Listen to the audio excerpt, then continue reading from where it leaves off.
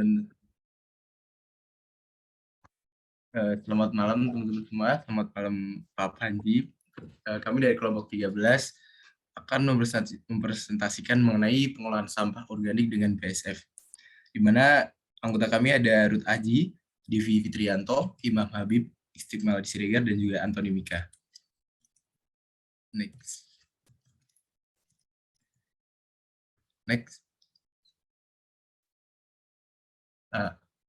Untuk outline dari presentasi kami, yang pertama kita akan masuk ke identifikasi masalah, lalu ada tujuan, solusi, analisis, dan kemudian rekomendasi. Next.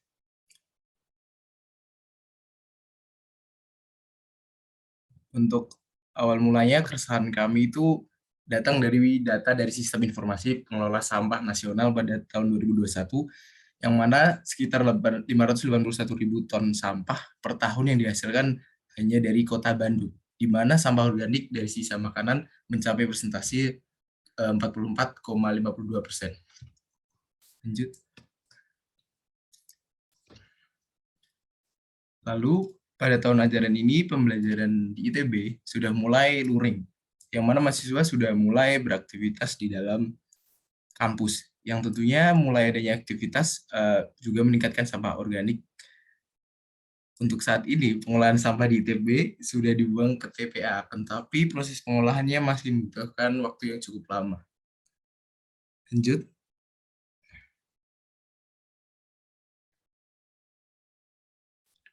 Oleh karena itu, kami memiliki tujuan untuk membuat sebuah inovasi yang mengurangi banyaknya sampah organik dengan cara yang lebih cepat dibanding cara sebelumnya dan memiliki nilai ekonomi yang lebih tinggi.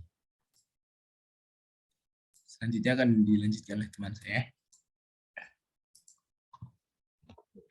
Oke, kemudian solusi yang kami tawarkan yaitu daripada mengolah sampah dengan metode alternatif, yaitu dengan dibiarkan saja untuk menjadikan kompos, kami menawarkan dengan metode biokonversi.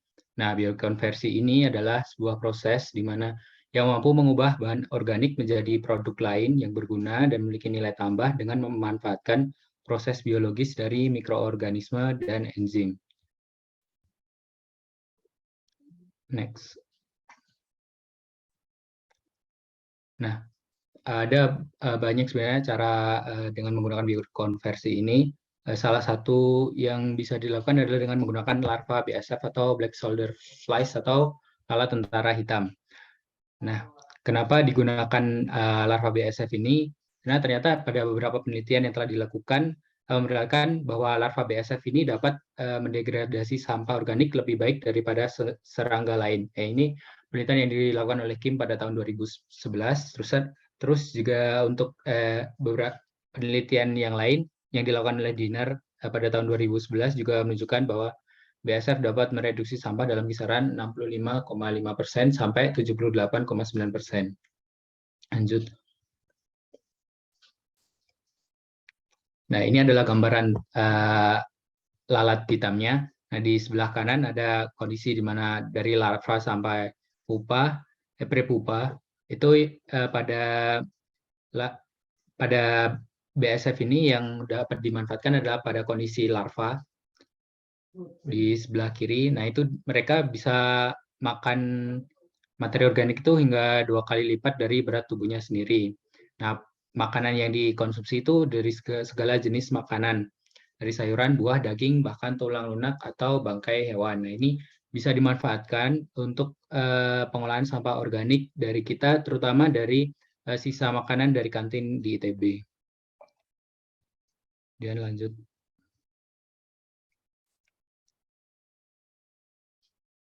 Nah, untuk penggunaan lalat tentara hitam atau BASF ini, dari penelitiannya Dortsman dalam Da Silva 2015, itu lalat tentara hitam ini dapat mengompos 132 kg sampah. Itu kalau dengan pelakuan pengomposan itu 47 hari, tapi dengan menggunakan larva BASF ini hanya 12 hari, yang dimana ini terbukti lebih cepat dengan menggunakan BASF daripada pengomposan tradisional atau konvensional. Kemudian studi lain itu keunggulan dari BASF ini, dari Peretnia dan kawan pada tahun 2017, dia penggunaan BASF itu menghasilkan emisi gas rumah kaca yang lebih sedikit dibandingkan dengan pengomposan biasa. Lanjut.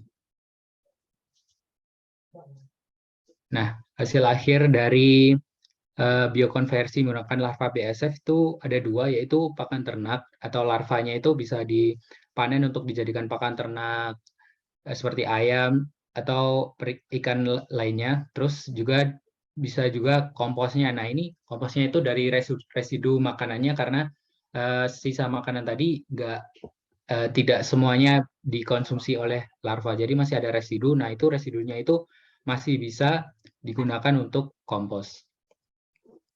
Dan mungkin bisa dilanjutkan oleh teman saya. Oke, akan saya lanjutkan untuk bagian analisis. Karena ini sebelumnya ada sistem pengolahan sampah di organik di ITB, di mana sistem pengolahan organik di ITB ini bertempat di dekat Sasana Budaya Ganesha atau Sabuga.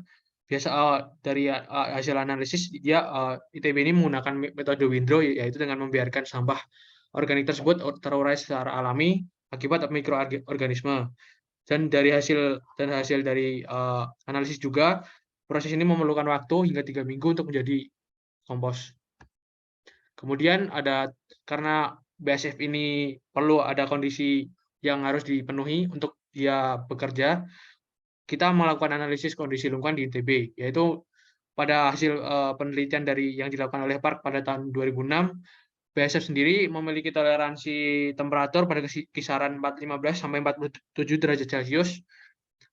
Tetapi ditambahkan juga menurut Tom Berlin pada tahun 2009 bahwa temperatur yang paling efisien untuk perkembangan BASF itu di angka 27 derajat Celcius.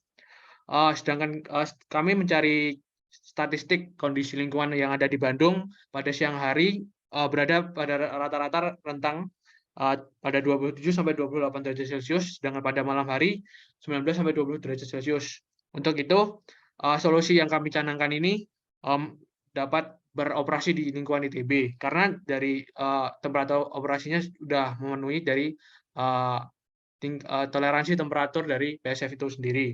Namun akan tetapi perlu adanya perlakuan khusus pada malam hari karena tergolong dingin di Bandung ya. Jadi perlu adanya disimpan dengan ruangan yang cukup tertutup gitu. Kemudian karena itu juga kita perlu adanya sebuah sistem untuk pengolahan dengan menggunakan BASF sendiri. Itu tahap-tahapannya itu ada pengumpulan sampah, pemilihan sampah organik dan non-organik, kemudian pemilihan sampah yang dapat diurai oleh BASF, dilanjutkan pencacahan, kemudian pengomposan, pengayakan, dan kemudian ada panen. Ini ada flowchart pengolahan sampah jika menggunakan BASF. Dari sini, dari awal pengumpulan sampah, kemudian dipilah, kemudian dicacah, kemudian sampah tersebut diuraikan melalui BASF, kemudian dilakukan pengayakan. Dari pengayakan tersebut mendapatkan dua produk. Yang pertama ada kompos dan larva. Yang kompos ini ada dua opsi juga untuk dipakainya. Bisa dipakai sendiri untuk keperluan penanaman di ITB, maupun bisa dijual ke pasaran. Dan yang larva ini juga bisa dijual ke pasaran dan juga bisa digunakan sebagai induk untuk dijadikan larva untuk mengompos ulang dalam siklus ini.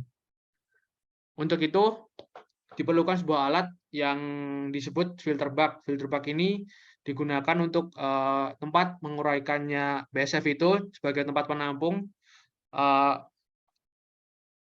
Ini kami mengadaptasi dari penelitiannya Dorman, yaitu mampu menampung lebih dari 50 liter sampah organik agar bisa menjadi larva maupun kompos tadi.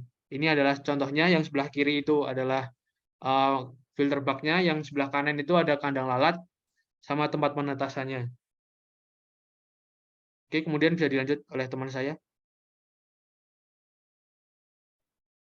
Oke, desain yang dapat digunakan itu ada dari University of Arkansas at Pine Bluff yang mengembangkan kandang 3 layer yang mencakup keseluruhan kebutuhan BASF. Jadi itu mencakup tempat bertelurnya, tempat penetasannya, tempat pengembangan larva, dan pemanenan. Next.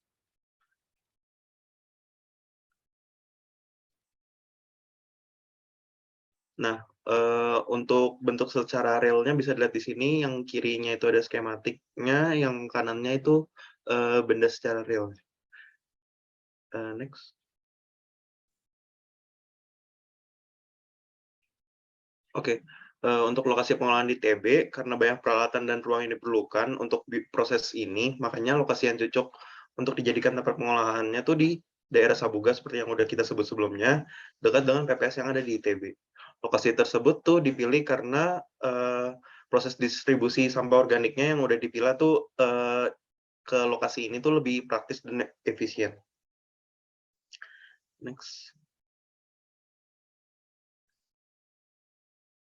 Nah, untuk rekomendasi dari kami itu perlu dilakukan kontrol kondisi lingkungan biar BSF bisa bekerja pada kondisi optimal seperti yang udah disebut oleh teman saya Ruth Aji. Terus perlunya juga analisis kelayakan ekonomi dari program pengolahan penggunaan BSF karena dibutuhkan biaya investasi awal untuk alat-alat seperti yang sudah disebutkan sebelumnya dan sudah ditampilkan sebelumnya untuk pembudidayaan dan pemberdayaan BSF. Lalu perlu juga diperhatikan untuk proses pemasaran produk larva. Bisa survei konsumen atau enggak nentuin pengemasan produknya gimana dan sebagainya. Next.